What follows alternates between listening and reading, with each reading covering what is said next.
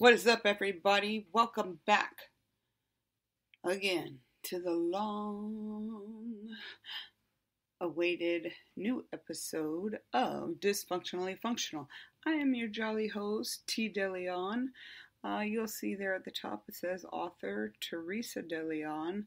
I am a published author. I do a lot of things. But ever since I've started this podcast, since I wrote and published my first book, there are now 6 more to follow, so a lot more content to put out for you guys. Apparently my life is interesting. So, this is the 3rd time I am attempting to record this, so I'm going to talk really fast and try to stay on point. I have my notes right here. As you can hear, I am not in my truck. Well, I don't know if you can hear that, but you should be able to hear that I am not in my truck. I'm actually in my studio in my room. Everybody is asleep or at school. The dogs are quiet. And this is the 3rd time I'm doing this today because all of the major plumbing, we're gearing up in Houston, Texas for hurricane season that starts June 2nd. Well, a lot of our storms just started coming early, so I have cranes and big people digging big holes in my backyard, but apparently they got hungry, and Johnny Depp's court TV, the guy that they just had on there had me rolling, but it's lunchtime for them too, so let me knock this shit out. Are you fucking serious right now? He's not being that noisy right now. It's like he literally saw me open my blinds and put on my headset. Here they all come back from fucking lunch. I can't make this shit up. Which is why I don't edit. I think it makes me different and sets me apart from other people. I'm a real person with real shit, real life, just like all of you, and nothing ever goes according to plan. I am a person who will make plans, but I stick to goals.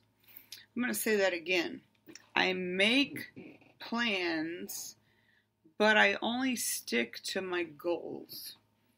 I wake up each day with a plan. Does that shit ever happen? Fuck no. So, as you will see in the title that you clicked on, girls just want to have fun. I just celebrated during this hiatus. Y'all haven't heard from me since February. Short version, I got carbon monoxide poisoning, 2 gnarly head injuries, a couple of bulging discs in my cervical spine, and a dislocated disc in the C1 vertebrae that is up in my cranium. It wasn't anybody's fault. It's just one of those things that happens. So, I am not clear to go back to work until mid-May. But anyways, thank you for sticking with me. I was going through my statistics and doing my analytics and all the behind the scenes hoopla, because it isn't just as easy as turning on your computer and signing on and talking. I prefer to do all of the front end work, and I really don't give 2 shits about the back end work. One day when I'm rich and famous, I'll hire a team of people to do that. But if they're anything like the people, I hired a team to help me with my first book. I had to fire them. I have 500 copies of books here that I could probably donate. You can make out what it says most of the time, but English wasn't this company's first language. And it showed. So I had to call all the bookstores, the Amazons, Barnes and Noble, you name it, all the big hitters, take it down. I literally drove for 12 hours in my 18-wheeler, stayed up for 6 hours that night, and literally with a fine-tooth comb went through, put everything the way that I wanted it, because it's my story, so I should be able to tell it the way I remember it, and fixed it and got it re-released in 2 days, and a week later I was picked up by my podcast. So I have plenty of more content coming to y'all, plenty of more books, and eventually we'll get somebody to fix all the noise and edits and all that crap. Until then, this is me. You can stay, you can go, be a friend, be a foe, but can we at least agree to have fun? So, I live in Texas.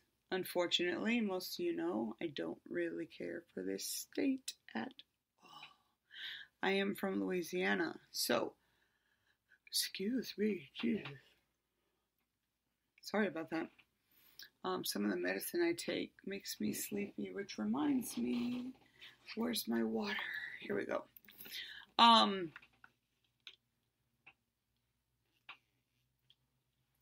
Sorry about that. One of my medications really dries my mouth out. So why did I choose Girls Just Want to Have Fun?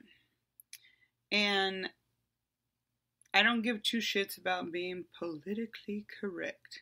I'm Gen X. If you're new, welcome. If you're born after 1994,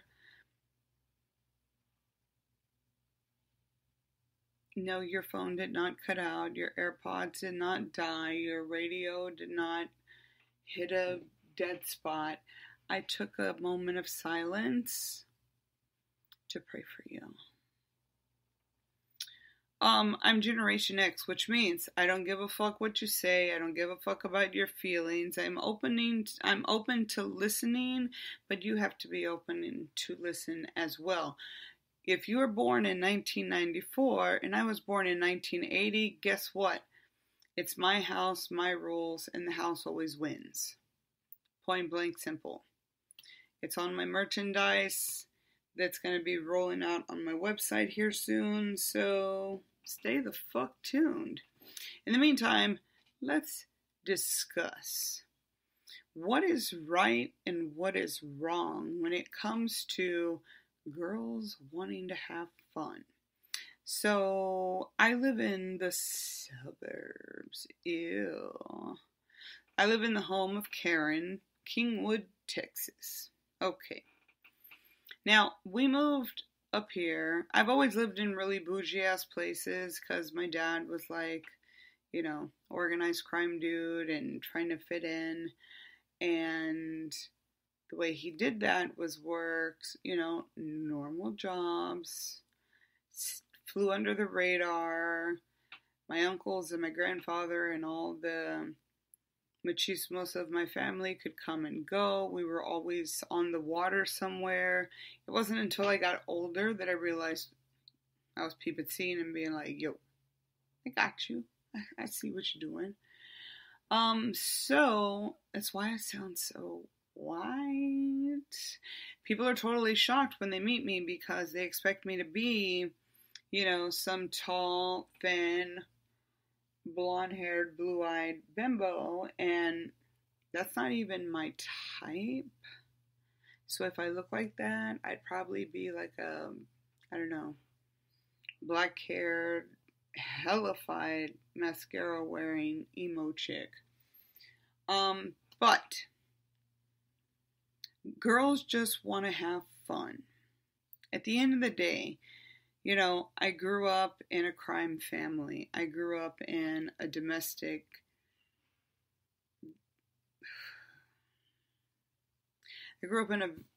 I saw a lot of violence, we'll put it that way. I'm going to start reading excerpts from my books, so I don't want to give away too much.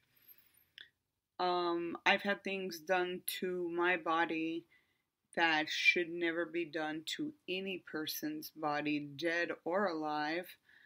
I've seen things happen to my mother by the hands of my father,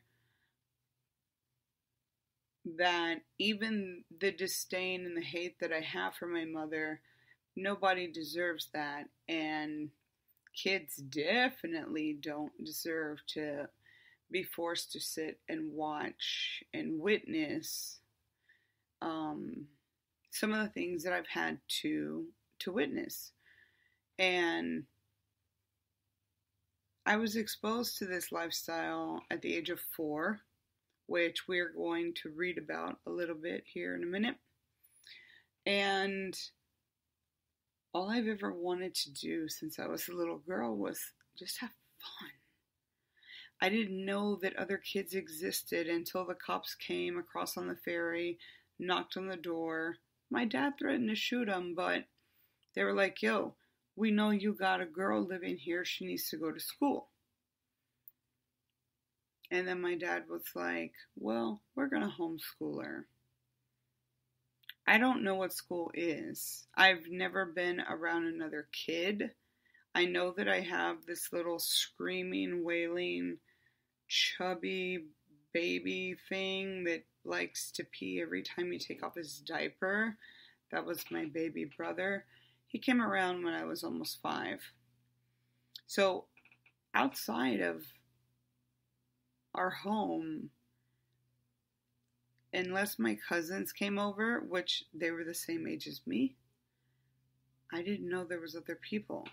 I was completely secluded and completely socially awkward whenever I did go to school. I didn't know that I needed to live this multiple life.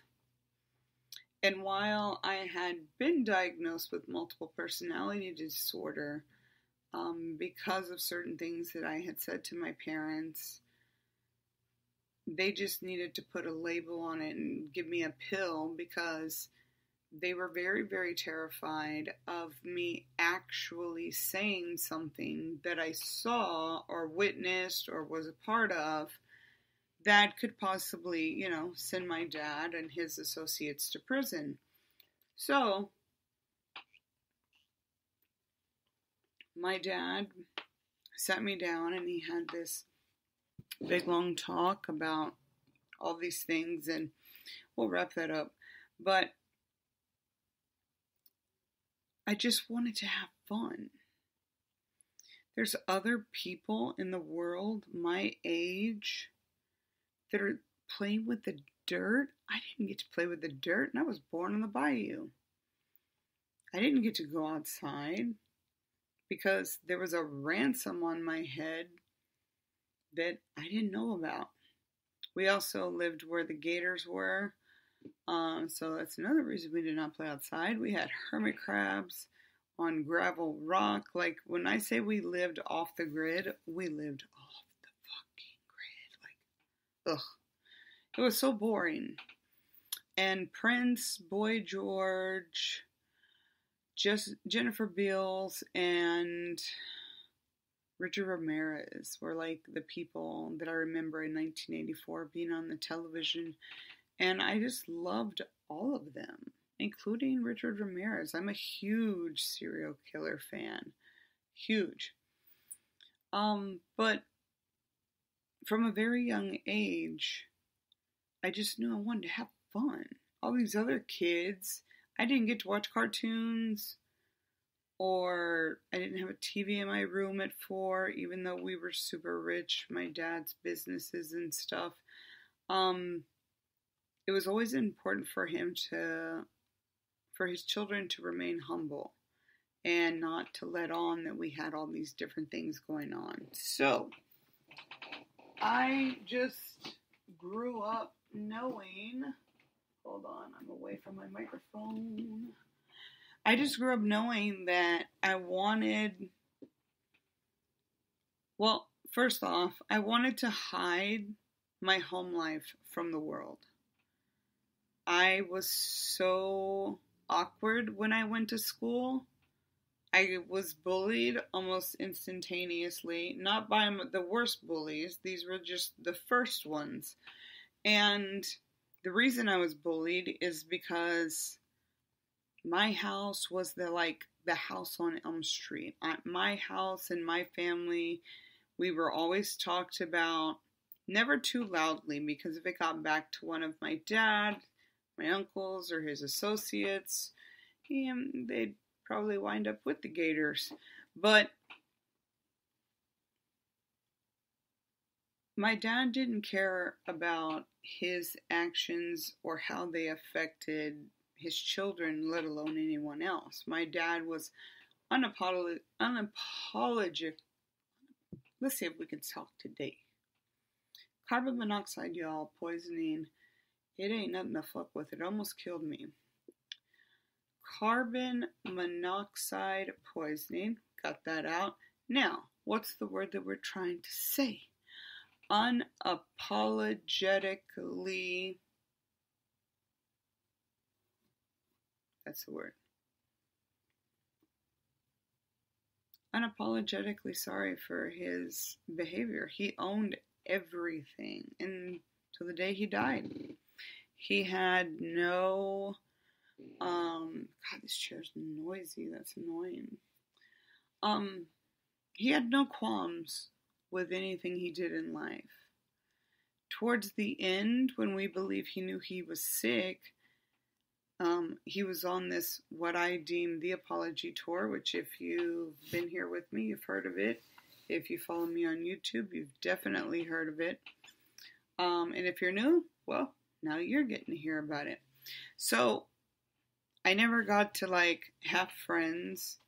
I never got to have, a childhood.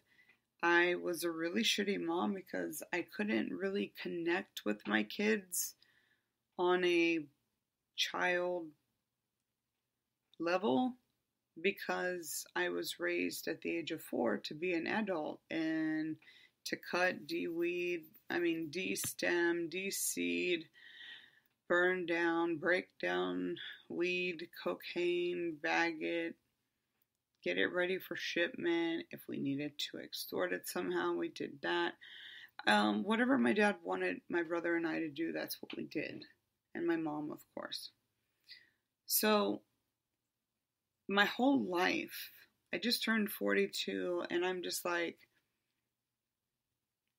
when is it time to have fun? Now, I like to go out, on a Saturday night, my local bar that I go to, it's the only bar I go to when I'm in Houston, which is where I live. I've lived here forever. I'm a Houstonian, whatever. It's Pearl Bar. I'm gay as fuck, so why wouldn't I go to one of the first 15 historical, and it's still standing and thriving, and Julie Mabry is doing a huge, amazing thing there with Pearl. And shout out Pearl Bar. Shout out to Julie. She's a hardworking woman, that one. So the moral of this episode, or the point of this episode, is going to be, do we want to have fun on a Saturday night and put a Band-Aid on a bullet hole and hopefully we don't die before next Saturday comes? Or is there a way that we can find a balance to have fun through the bad and the ugly? Because, I'm a huge stickler for the good, the bad, and the ugly. Well, everybody always wants to talk about the good. I'm always going to talk about the bad and the ugly. I will sprinkle what little good I have here and there, but for the most part, my life is tragic, or has been tragic. So that's what I talk about. And what I have found as I'm becoming a mental coach and stuff like that is there are millions of kids, whether it be from the LGBTQIA plus community, whether it be a wife that's sitting at home while her husband's at work and she can breathe for, 6 to 8 hours. And then he walks in the door and she's on pins and needles and she's drinking in her closet and smoking outside, or,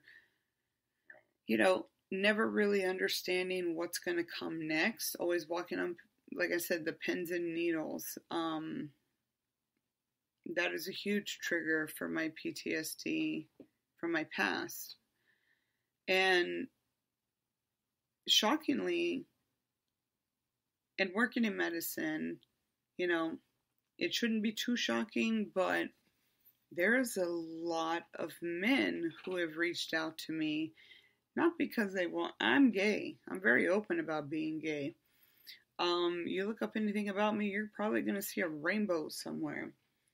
Yes, July 11th will be 20 official married years, 21 years total with my husband, but we have been living separate lives for many, many years now, and there's just no point in getting divorced. I'm an entrepreneur. I have 7 businesses. I'm fixing to start my 8th one. I don't have time. And I've been in a relationship since I was 10 years old. And do the whole long-term thing. I don't do that whole short-term thing. So, to me, and I think what a lot of women have found, especially since the age of COVID TikTok that I like to call it, I think that while people like Rhea Demiri and her fiance Amber and Morgan and Tori and all of these really, really beautiful women with these really, really, just sad, sad stories of how they got where they are, came out on TikTok, and all the husbands of the world were getting pissed off. And if your wife or your significant other hitting on another female or feeling some type of way about another female, if that emasculates you, you need to check yourself in the mirror, because you're not doing something right. And I'm going to be the first person to tell you, if you can't look in the mirror and say that nobody can fuck you better than yourself, you're lying. And you should just probably find the nearest bridge, just jump off. Like, nobody's going to fuck you better than you because you know your body. But in all my 42 years, I was forced to live this double life. I was forced to live this bisexual / straight life. Our kids have all been in sports. We've done the mom and dad thing. We've done the DJ thing. We do everything together. Everything is Mystic and Draco. Those are our stage names. We're in the music business, so everybody sees us, they're like, oh my god, Mystic and Draco. And I do other things, tarot readings and all this other stuff. So we go to festivals. It's like, oh my god, Mystic and Draco. Don't get me wrong. We make amazing humans, and we make amazing memories, and we have amazing photos. Our family is gorgeous. There's not an ugly duckling in the bunch. But I just love him as my best friend and the father of my children. And I got to my late 30s and was like, it was actually one of my bullies that I write about in the book, Jessica. I was going through Snapchat. I was on the road, on the truck, like 55 days in. I had not had a day off. And I had a breakdown that day. And it's okay to have breakdowns. It is. Just make sure that you're safe before you, start moving any big machinery. But I called my daughter and I was like, as much as I hated Jessica like forever. We have become really good friends. We've actually talked about being in a relationship, but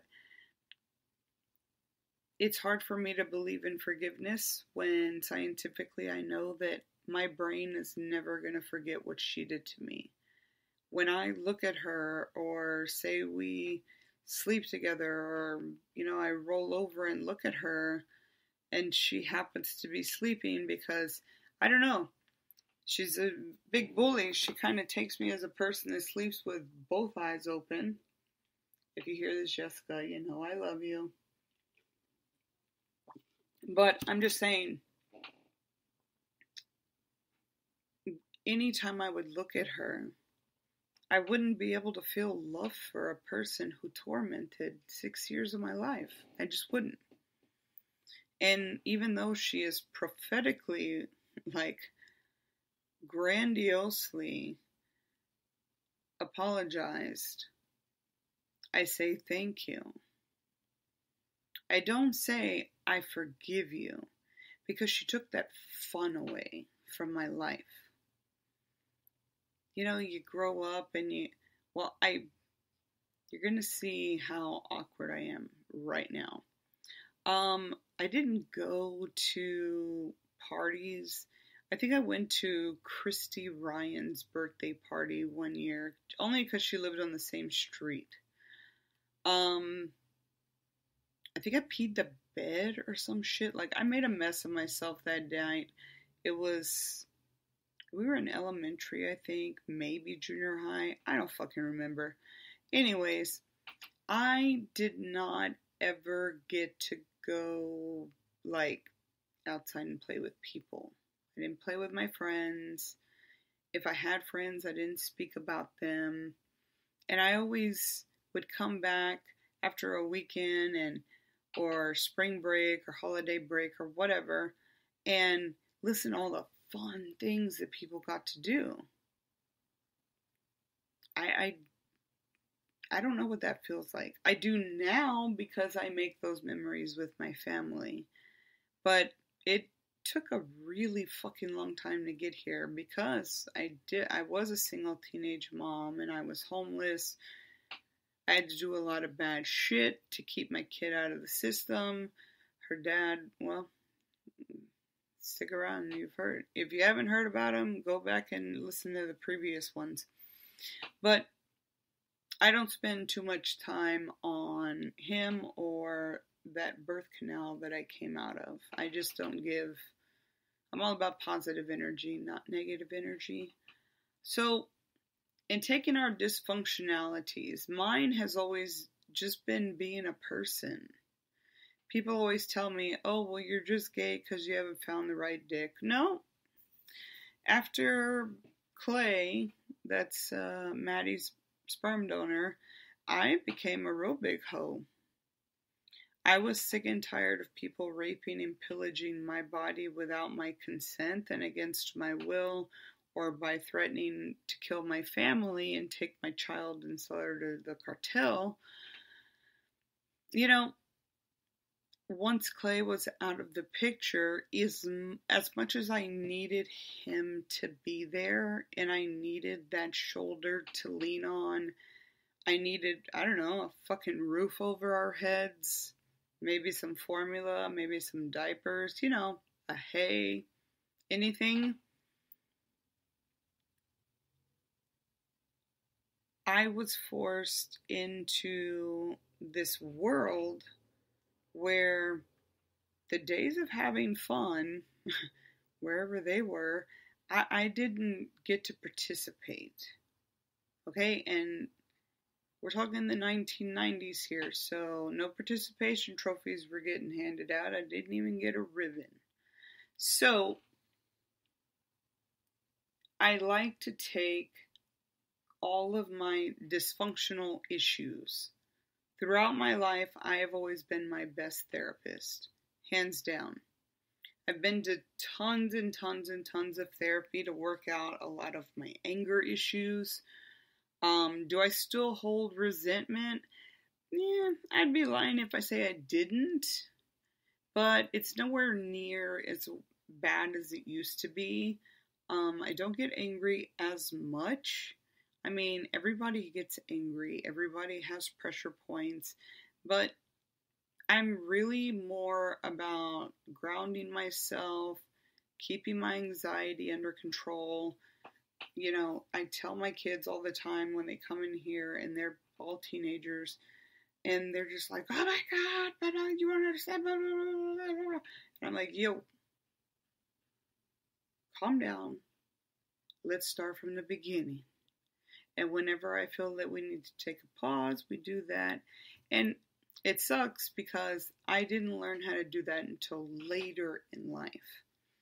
And so now I'm trying to instill in these little demons that if you just break it down like a scientific notation, it's really not all you're making it to be. And so I just want to have fucking fun, man.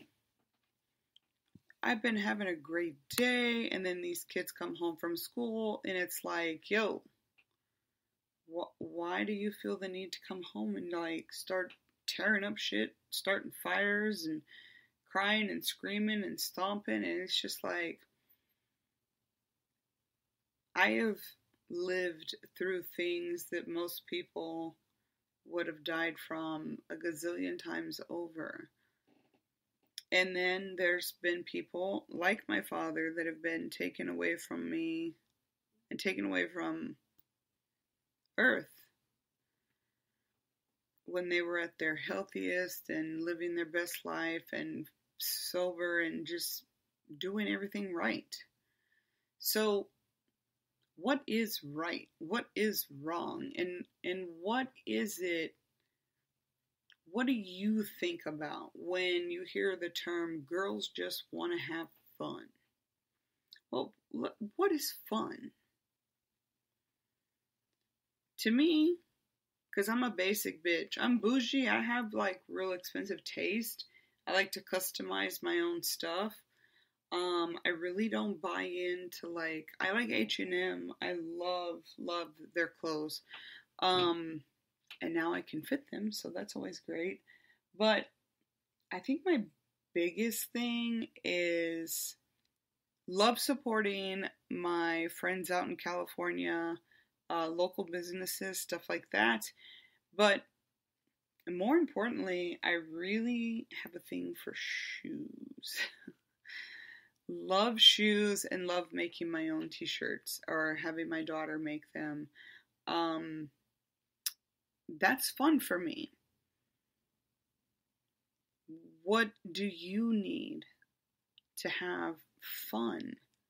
And I mean, when I go out dancing on Saturday night, I'm not looking for bitches. One thing I've learned through being in the dating pool, I don't care what city or state you're in, I have talked to chicks all around the world.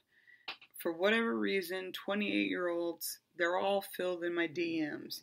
So if anyone out there is looking for a really hot, more than likely Hispanic brunette, she's a little spicy, probably covered in tattoos, got all the right curves in all the right places.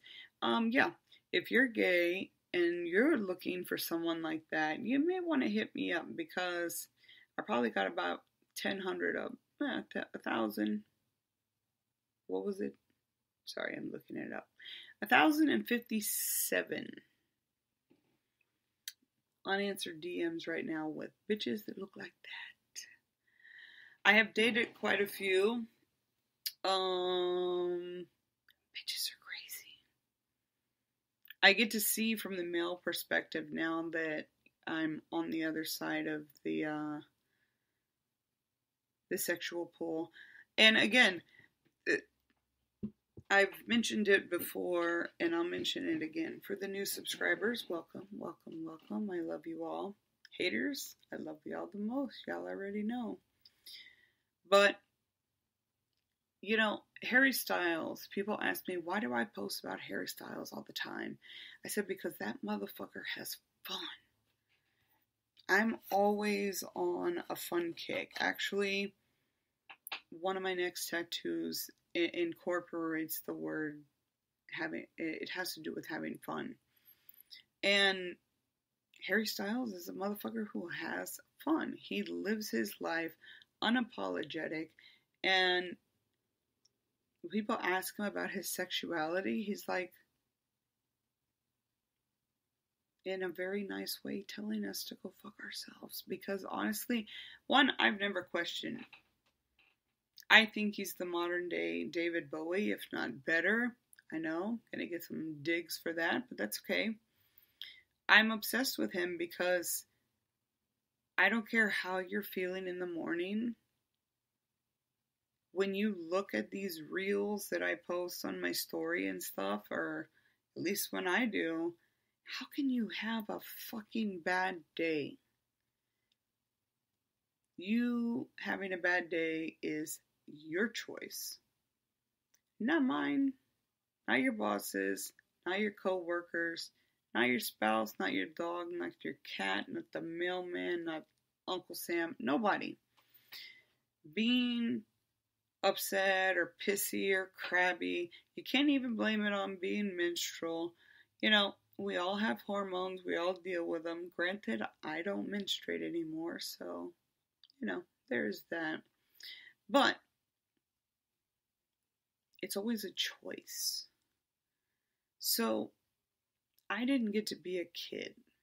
You're going to see here in a minute when I start reading the excerpt from the book. This book is, it starts off at age 4 and it goes to 22, I believe. Yep, age 4 to 22. I never got to have fun. And Jessica, my bully, going back to her, I was looking at her Snapchat one day and we had been talking and I said, hey, you need to do when you wake up in the morning, you have to be so fucking passionate about what you're doing that it doesn't even seem like work. When something feels like work to me, I won't do it. I will check the fuck out. Now, if I were a dude and I had a family to provide for, well, then I'd suck it up or I would work really hard to get the job that I wanted. But I'm a hustler, no doubt. I've been hustling since the day I shot out of that cunt's womb. So, I operate a little bit different, but all these dysfunctional things and variables that I've had in my life, the only thing that I've really wanted to be functional is my family and my mind, my mental state. My mental state wants to dance like Harry fucking Styles. Shout out, Harry. I love you. Want to hire you for my daughter's wedding? Hit me up. I don't have that. Now, I laugh every day. I try not to be in a bad mood ever. Do things piss me off? Of course. And are you going to see and or hear me screaming at other drivers when I'm driving? Abso-fucking-lutely. Oh my God, drivers drive me insane, but truck driving is probably the biggest passion I have in life next to wine. I love everything about wine. And so to get up and not be able to do what it is that you love and are passionate about, I don't know what that feels like because I've had a husband for so long, over 2 decades in July, and he's always been the rock. And I was sick for 10 of those years. I was 400 pounds, I was dying, I was on 29 medications, and now I am a third of that size. I'm so small. I have just completely rebirthed. on my own terms. And I like this version a hell of a lot better than that angry bitch who used to like chase people down and want to run them over and stuff. So as far as dysfunctionally functional goes, as my brand and just as a saying, I want us to be able to all find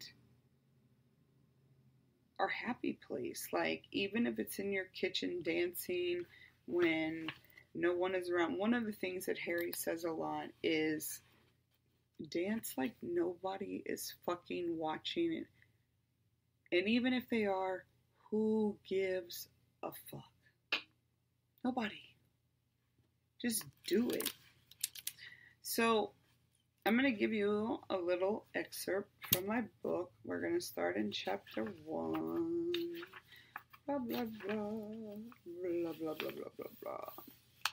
And by the end of this excerpt, I will have a little discussion, and then I will wrap things up because I'm trying to keep this down to an hour since I'm putting out more podcasts. My schedule and my help is a little bit more on task.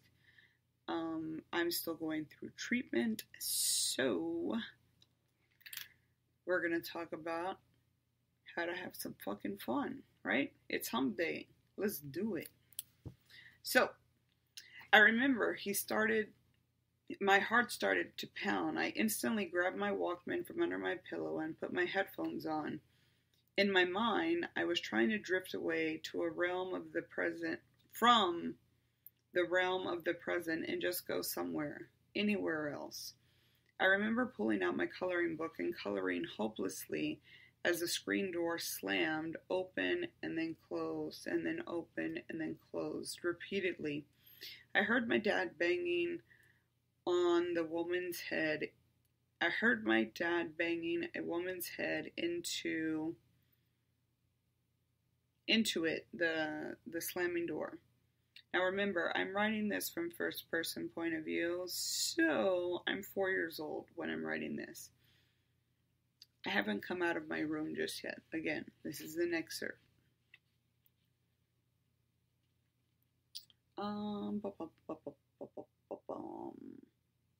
The screams from the woman were so high, I thought that my ears were going to bleed. I gathered all the nerves that I had inside of me and I peeked out of my window. I saw a face behind the screams. The woman was none other than my own mother. The things I saw that day still are alive in my mind, and as if it had just happened yesterday. I saw my mom, naked and dripping wet with both water and blood, as if she had just come out of a shower and a murder scene. She had a big gash on her forehead, and the blood ran down her mouth, down her cheeks and into her mouth. I assumed it was from all the banging and noises I had been trying to avoid hearing.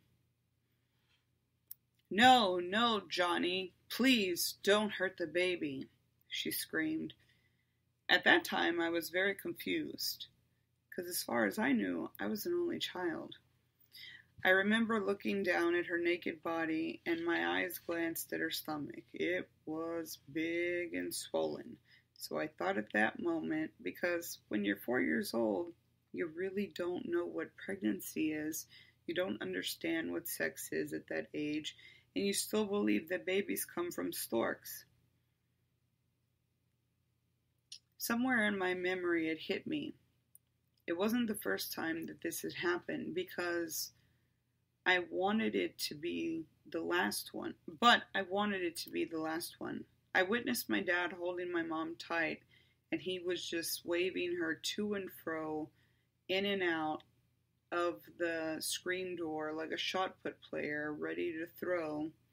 And he did. He threw her onto the gravel, naked, bloody, and wet. Now, where we lived, there was a lot of grass, there were swamps. We lived across the street from the bayou. We did not have normal driveways or carports or garages. There was no proper concrete. Instead, there was gravel and big chunky rocks and little hermit crabs that love to attack your bare skin. Anyways, my dad continued to swirl her with full force as she continued to scream and cry in agony and pain, begging for her life and the life of her unborn child. But those screams had no effect on him. He tossed her onto the gravel like a trash bag. She got up and started to run, every part of her body now bleeding, from her legs to her arms, her knees. She just kept screaming and running for her life, but there was nowhere to go. All of a sudden, I see my dad's hand come up, and all I could hear was bang, bang, bang, as he was shooting at my mother. I'm going to stop right there. Every week, every podcast, I'm going to share a little bit more and more about my house and childhood there. But while this was going on, this is just one episode in my life that it's actually the first episode. If you buy the book, you read the book, you listen to the book, you can get it all kinds of ways. It's my answer to my therapist's question, the first therapist in 42 years that I ever found that actually would listen to me. She asked me, she said, "What is the first memory you have?" Oh, the fucking people are back from lunch. All right, let me wrap this up.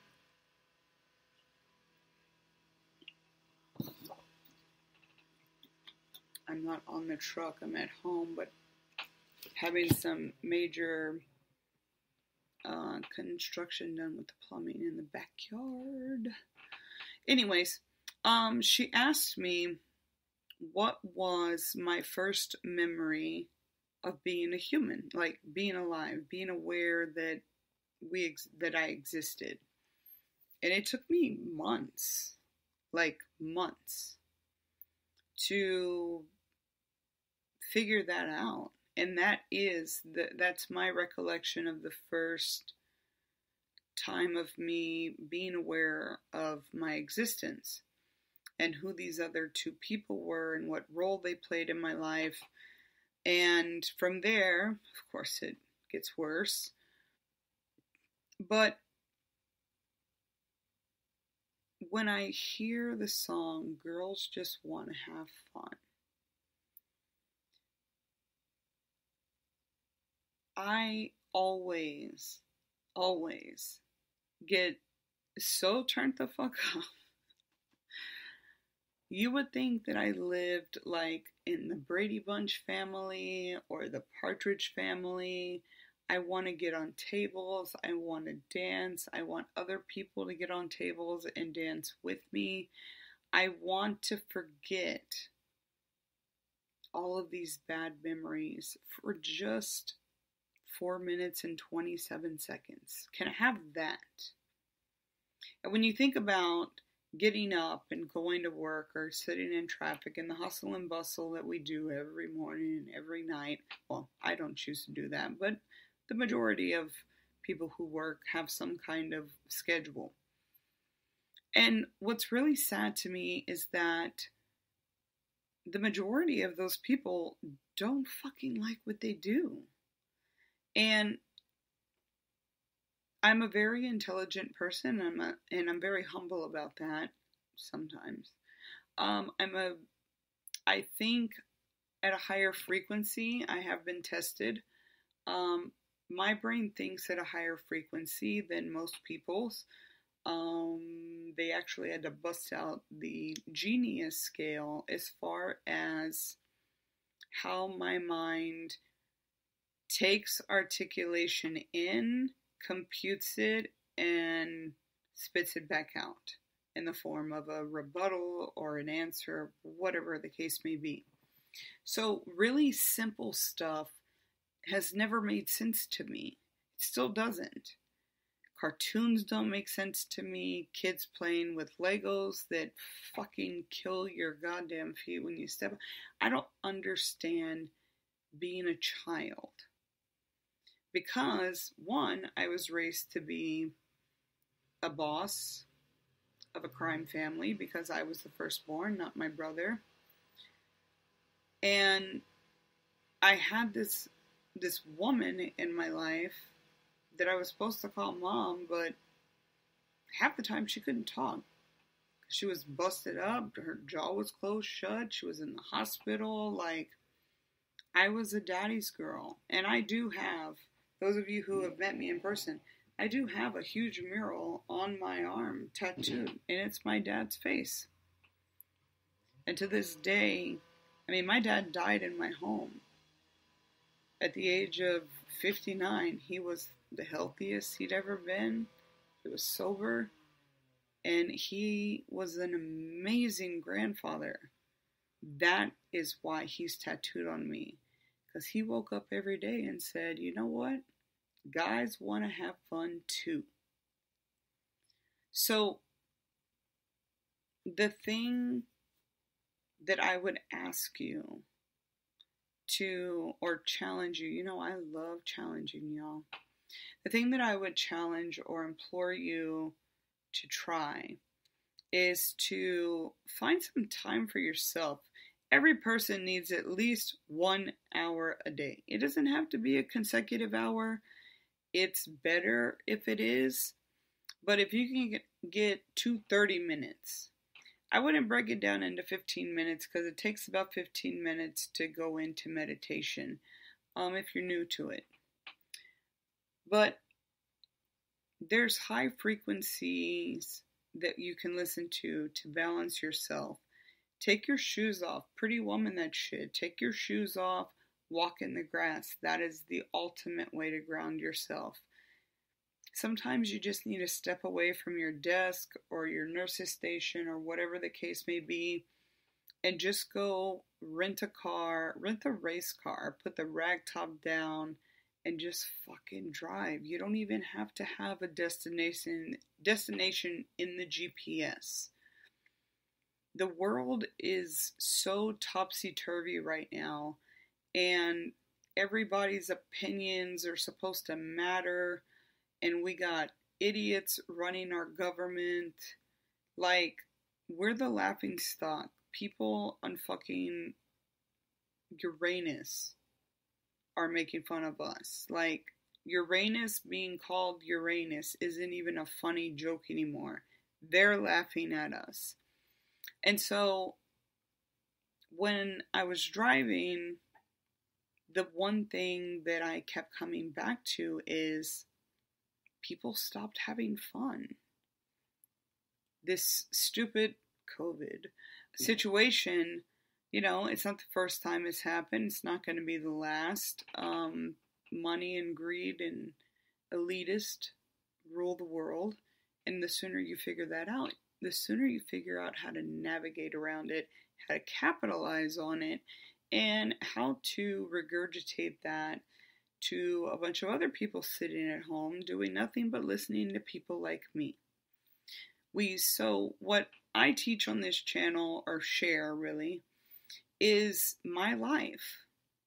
I'm not saying that my life is worse than yours or your life is worse than mine. I'm just telling my story. And at 4 years old, that's my first memory. And the rest of that chapter, it gets even worse. Chapter 4 has actually made people vomit. I'm a girl now.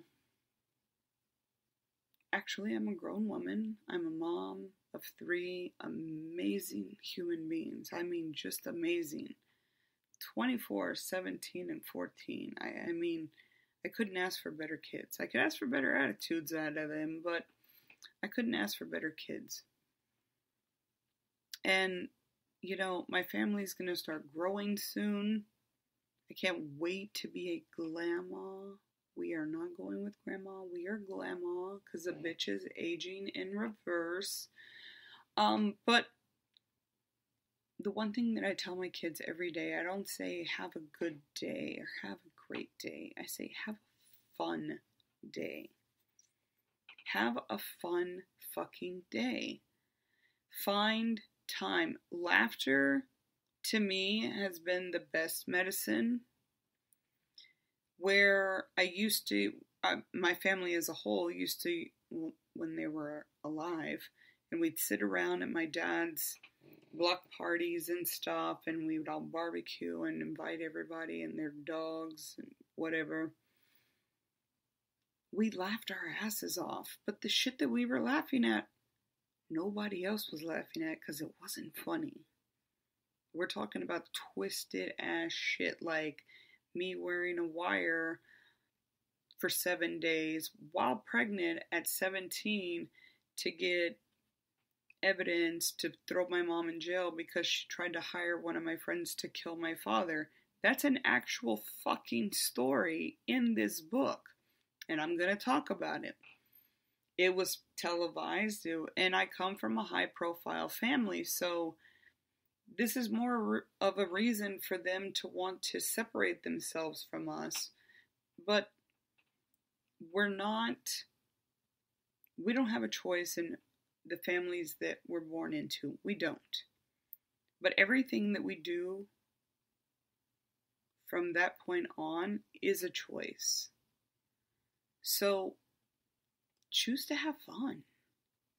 Choose to take your dysfunctionality, whatever is dysfunctional right now in your day or night, whenever you listen to this, find that one thing, or it could be 20 things, that really pissed you off or nagged you or just is really a monkey wrench in your plan. Lord knows I've had a gazillion monkey wrenches thrown at me already, and we're barely, it's almost May, we're April 27th. I've had a shitload of monkey wrenches thrown my direction, and you know what? I get up and I keep on fucking moving because a bitch just wants to have fun. I just found life at 38 years old. I came out completely. I just turned 42. I feel like I've been living my life freely for 4 years. And that's sad. It's really, really sad. And there's plenty of other men and women and trans people that I know that they have horrific stories, like cultural stories and forced marriages and religion and getting kicked out of their family, and unfortunately some of them suicide was the answer. I still deal with mental illness. We all do. But I promise if you can find that 1 hour a day to do something that makes you happy, it makes you feel like you're having fun. Turn off all your fucking devices, unless you want to listen to girls just want to have fun while you're having fun. That's always a plan. That's a twofer right there. I implore you to take an hour a day, just for 1 week, and then you can come back to this site and you can leave in the comments what happened, how it changed you, how it made you feel, and do you think that it benefited your quality of life? Do you think that it diminished your quality of life? Or, here's where I was for 30 years of my life. Do you not know where to begin and you just winded up sitting in your bed crying and eating your depression away for the hour, if you even made it that far? That's the part that I'm trying to help everyone navigate through. So, taking the dysfunction and making it functional, it does not happen overnight. But I am here to let you know it does happen. So, thank you again for tuning in. And I'm so excited about having a new schedule and a new team of people to help me stay on track because, I chase squirrels all day long. But I do want to let you know that I am doing better. Life is getting better one day at a time. And watching this Johnny Depp trial today, I gotta tell you, I laughed my ass off at this front desk manager. Oh my God. He was like, this was the last thing he wanted to be doing today. And he made it very, very, I laughed my ass off. So if you need to go home and rewind court TV just to see, even Johnny Depp himself cannot stop laughing. He keeps putting his head down. This dude is like puffing on a fucking Delta cart in his car, charging the damn thing, he was just doing the fucking most. So anyways, the day is still young, depending on where you are. You might be getting ready to start your day, you might be getting ready to end your day. Whatever the case may be, there's still time to have fun. It doesn't have to be with somebody else. I have the most fun when I'm by myself. Whoop, whoop. I do have a lot of fun when I'm with my family, of course. But when you can find time to have fun with yourself, do something that you love and you like, people feel that they get into relationships and they have to sacrifice all these things. That's not true. If you need to change who you are or who you are fixing to get with, and it's like a major change, that's not the right relationship for you at all. At all. So that's always going to start your day in a negative space. My husband, for example, procrastinates like a motherfucker. I can't stand it. And it has been the brunt of almost all of our arguments. And it's, even though we live in the same house right now, still,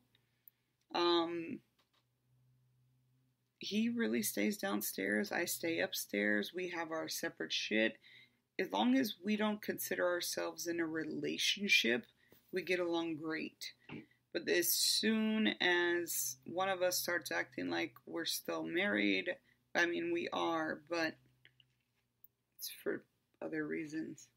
But anyways, there's just no reason to put the children and spend the money and do all that stuff when I have a job where I'm almost never home.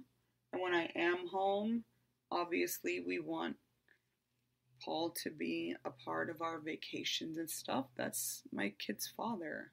We have 3 gorgeous kids together. And yes, I say 3 because sperm donor number 1 hasn't stepped up to the plate as far as I'm concerned. Anybody can throw money at somebody. I need you to show me that you're a father. And he's not. He's a sperm donor. So Paul and I have 3 amazing kids. And now Maddie has John, who we are anticipating joining the family any day now. We cannot wait. And I tell every single one of them, if there is something that you need to work out, do it now. Don't wait till you're like me in your late 30s having a 40-year-old epiphany that you done did the last 40 years fucking wrong. Live your life. Stop trying to put labels on people. If I want to fuck a dude, I'll fuck a dude. If I want to fuck a bitch, I'll fuck a bitch. If I want to let them fuck me, that's my prerogative.